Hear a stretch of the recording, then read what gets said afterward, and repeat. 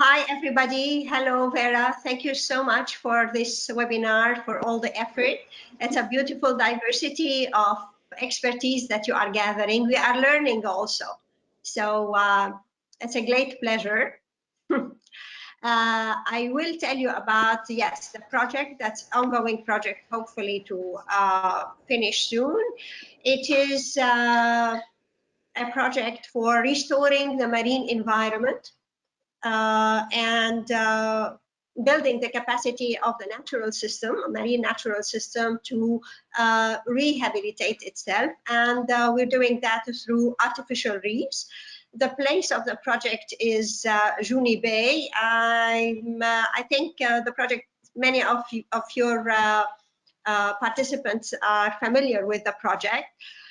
Basically, it is about the rehabilitating the marine environment and doing a prototype so that it can be replicated on the Lebanese coast. Definitely, every site has its own particularities, which should be taken into consideration prior to conducting the work. Rehabilitation of the marine environment is good for the sea, particularly now globally we are thinking more about seas and marine environments, about their significance to man, to evolution, history of the planet. So it goes along these lines, but also it is beneficiary for many stakeholders, and it directly touches on the livelihood of the fishermen, who are an important community of Lebanon, and they are impoverished and marginalized. So to assist them better, this is one of the aims of this project. For that, so let's move slides, please. Vera, if you want, I will talk and give each slide few seconds, and we have sufficient. So I will just talk over, and all right, they're self-explanatory as well. So for the activities, it was a dilemma what to do, and then we connected with one of the main artificial reef founders around the world, the Reef Ball Foundation, and we collaborated with them on the selection of the material, and we are using the same material, more or less, of what they have done. Their work has been there for 30 years. It's all over the world, 60 countries around the world, has long been tested, and they found that their method is durable, sustainable, long-term. It's not influenced by any of the functions of the sea, and this is what we wanted to offer for the seas of Lebanon. Definitely, any project, as I said, will have to refer to the site and learn the suitability of the site. Last time, Dr. Badreddin said the conservation is a priority. Yes, of course, conservation is a priority. I'm a conservationist at heart. We did a lot of work. So we don't want ever to infringe on a natural system that either has its own capacity to rehabilitate itself, or that is a viable natural system. So, and this is one of the angles that was researched for Juni Bay. We connected with the fishermen, and they told us that a long time ago, the bounties of the sea were much more important than what they are fishing today. Today, there's a lot of competition on the little fish that are left, and that is why we know that this site is important, need of help, and help through artificial reef can do better for all the players around the bay, especially that this bay has a lot of human activity. You have leisure, you have transport. It's a challenge, it's a big challenge, but also it's a big message, because we want the sea to become part of our life. We want the sea to become part of our consciousness. The living beings of the sea are very important, and we want to preserve them. And the message is we can carry on with our activities, not the harmful ones. We have to curb them, but there are lots of activities that we can combine with the sea that are beneficial and helpful. So artificial reefs, sea rehabilitation, and our activities can go together, and this is one of the examples. Here in this slide, we want to send a big thank you for the Civil Defense Office of Juni and the Civil Defense departments in Lebanon. They are the ones who assisted us in the beginning to survey the bay. These are their divers, and they did, please move. We started by surveying the bay through a tangential line, as you see, to check from the continental slope and into the bay, how does the habitat modify, and they found a lot, definitely, on the continental slope, a lot of sand deposition. Then we did more surveying, and as you see, crossing the bay along its width and tangentially until we found at the meeting point of these two arrows the best site explored initially by the divers. Then we started collecting further references, thanks also to Dr. Milad, that directed us to some existing research that helped us also redirect ourselves to the selected site. And now it's very important to measure between two things. One, excluding what cannot be done. Two, referring whether the remaining sites are suitable. You can be excluding everything because of challenges, for example, and what is remaining is not significant enough. So what you're seeing now is what we did not want to consider because of conflicts that might arise. First, shallow waters, we excluded them from any potential work because we have a lot of activities around the bay and we don't want artificial reefs to contradict, and then we have, you know, a conflict and it gives a bad impression about the reef. So we left the shallow waters for the swimmers, for the fishermen, for the little nets, little boats, leisure activities.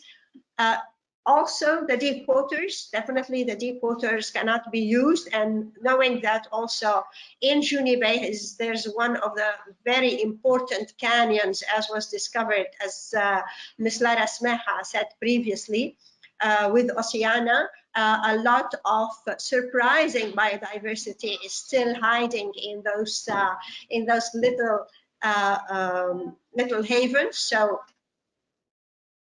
that is out. We don't want to inflict any disturbance. Then around Juni Bay, there are lots of places that have their own security measures. We have the port, we have the army, we have the navy. So definitely all of these areas we needed to exclude or draw away from their security zones. As you see, these two blocks. We have international transport routes for the Juni port, which we also needed to distance our activities from. On the northern side of the bay, also there are two important projects taking place. One is the sewage ducting into the water, and the work is taking place now and will be for 1 or 2 years. There's an anticipated big development project on the northern side also. So all of these regions needed to be excluded from our potential work. So what are we left with? We are left with this area that is suitable, and this is fortunately the same area that the divers located initially for us. Then we started surveying further this area and also connecting with the local community, because they are very important. One, the project is aims for their betterment and to provide them with livelihood, and we have to engage them. It's very important, as I said, but also we shouldn't be discouraged, because this comes from this statement. from a long history of dealing with local communities in Lebanon. First, they are afraid for what they have, and that they hold a more preservative stance. Like, we don't want, why, how is this going to affect ourselves and our lives? So why are you doing it here? Do it somewhere else. And gradually, we have to continue communicating with the local communities until we find good denominators to work with and good communication basis, and then things change towards a different end. And this is what happened. And then also there are the official approvers we needed to take for this. For working with the sea, so many official players are involved: Ministry of Environment, Ministry of Agriculture, Ministry of Transport, and also we wanted to engage Ministry of Tourism, and all of them we contacted them, we sent them letters, we requested their approval of the project, and also to assign Dr. Imad Laukenmana, he's one of the people, to assign a reference person in the ministry who will follow with us and will keep guard of what this project is about for the future. When the project is gone and we are not there, maybe, we wanted to maintain in the public sector the necessary information for future decision making. And this we consider part of the capacity building of the public sector. Move, please. All right. So in the implementation of the project, we discovered and wanted to connect two main schools of working with artificial reefs. One is the reef bowl work, which I just mentioned, regarding the importance of the substrate and what they have used, what they have discovered over their 30 years of work, and we wanted to benefit from that. And this is a sample of what they do.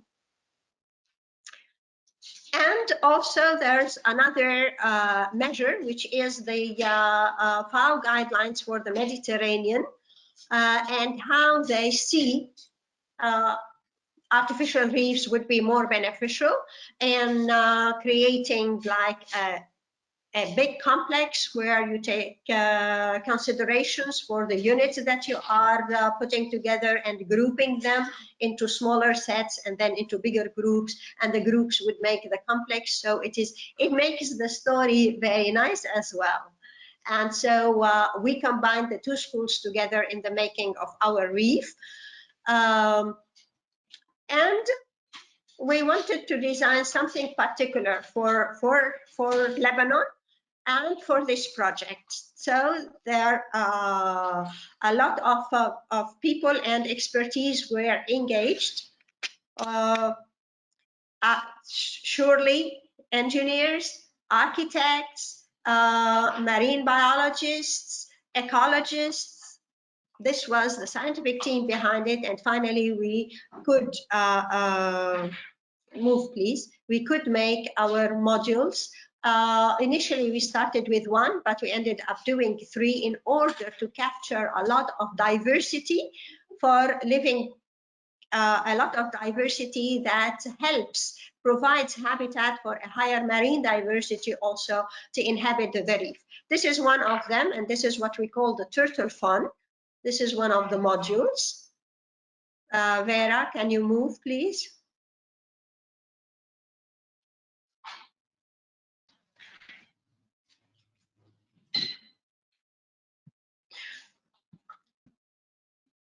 Okay, I will tell right information, and then we may see them as the PowerPoint rolls.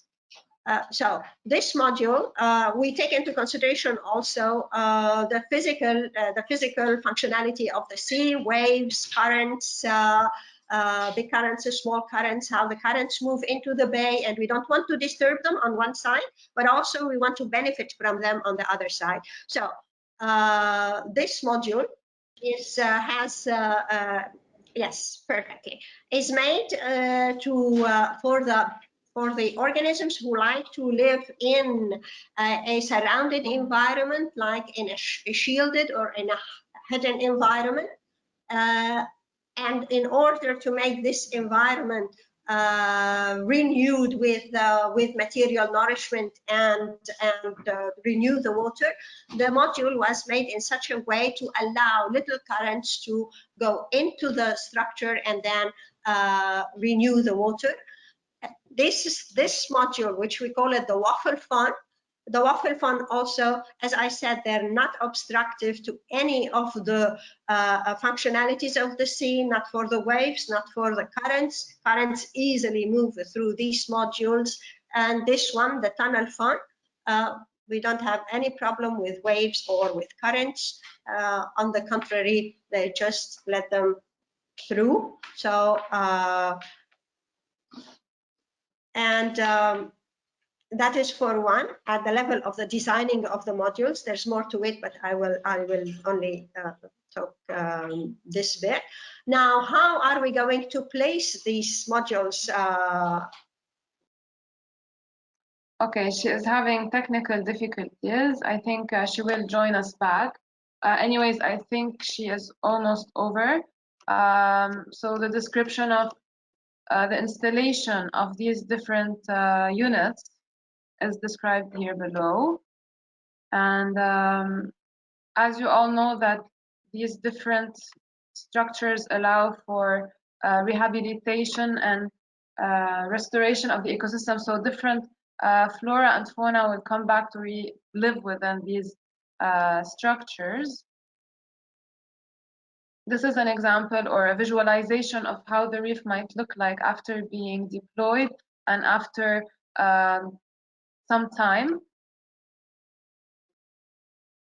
It can even be used for leisure. And I will actually, once Myrna will be back, we have a question for her regarding the cultural value of this structure and whether the Ministry of Culture is involved. So thank you, Myrna. Until whenever she comes back, we will ask her the question.